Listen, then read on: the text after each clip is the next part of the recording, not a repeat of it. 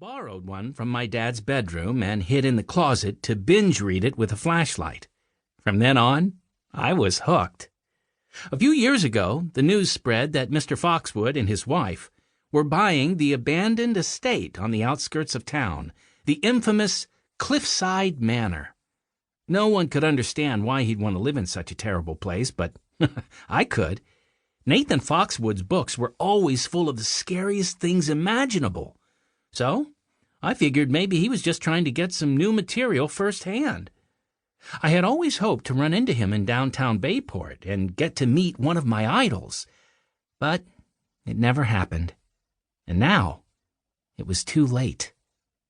Just 3 days ago, sometime in the middle of the night, Mr. Foxwood came tearing down the hill from the manor in his car, lost control, and careened right off the side of the cliff that bordered the estate. The car burned at the bottom of the ravine for hours before anyone found out.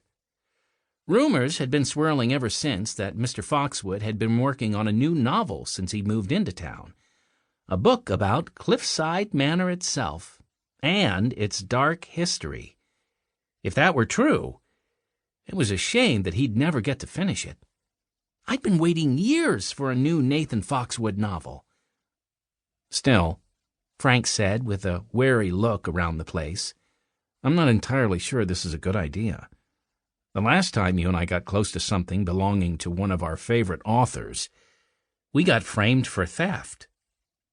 Oh, I said, my shoulders slumping. That. Frank was talking about when he and I got caught up in a bad situation with an old adversary who had it in for us. We had gone to check out an original copy of one of Sir Arthur Conan Doyle's Sherlock Holmes manuscripts at the Bayport Museum, and noticed that there were some pages missing.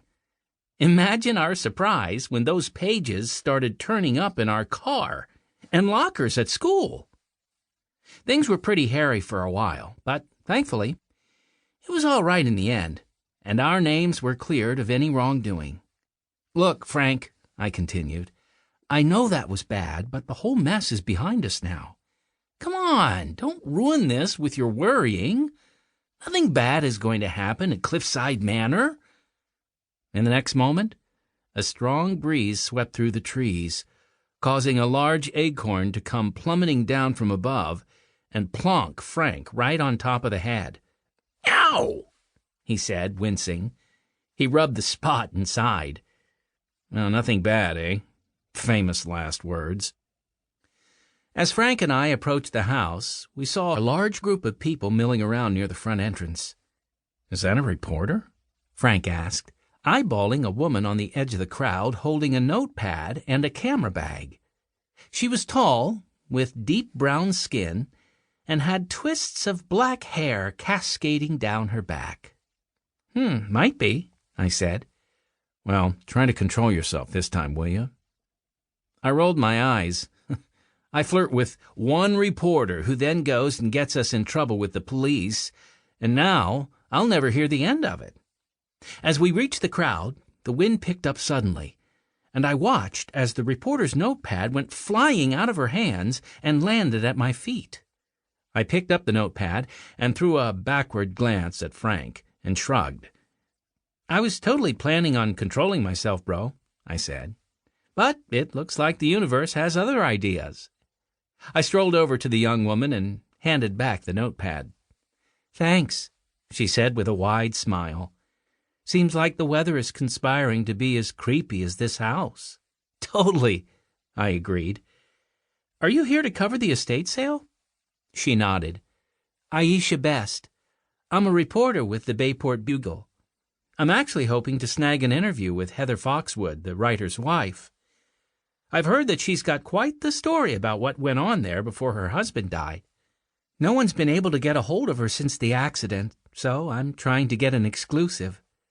Aisha quirked her head at me. What brings you here to the sale, Mr.?